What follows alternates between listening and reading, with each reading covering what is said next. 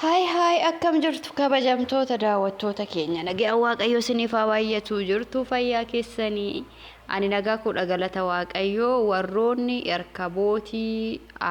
erkabootii faashiniin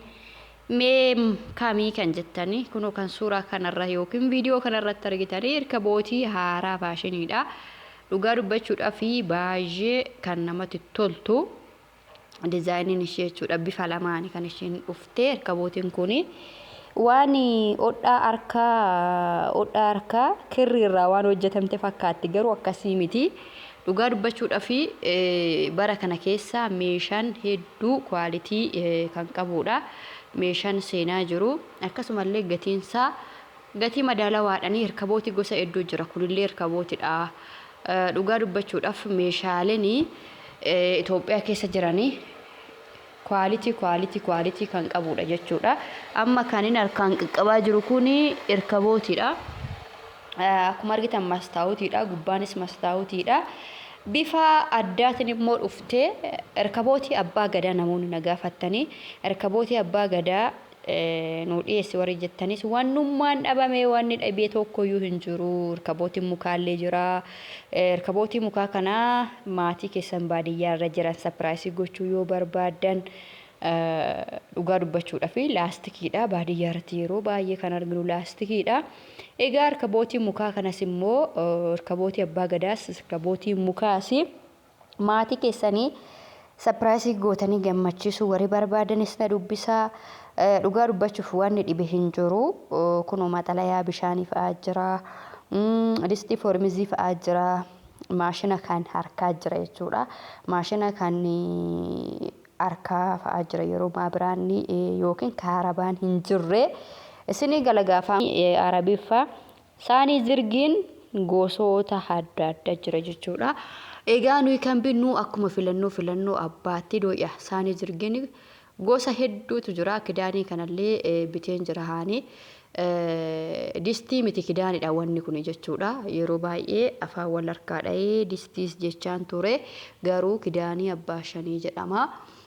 kan feermiziillee jira kun amma saaniin kun saanii zirgiiti jechuudha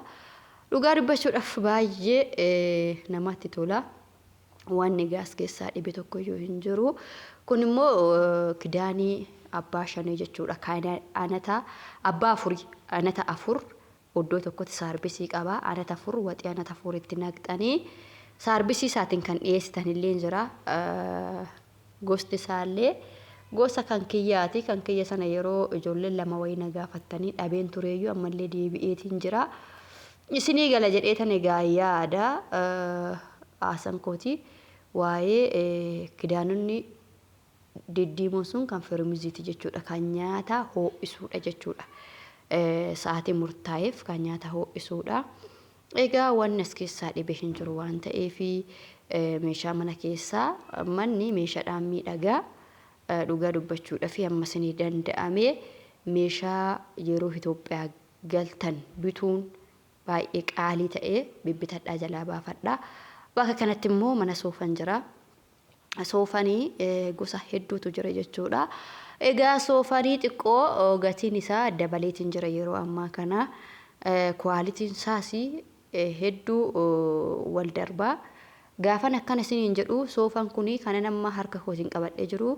qarshii 65 jechuudha qarshii 65 yeroo ammaa kana gabaatti gurguramaa kan jiru jechuudha akkasumallee soofaa kana immoo yoo argitani kan tiraasinsaa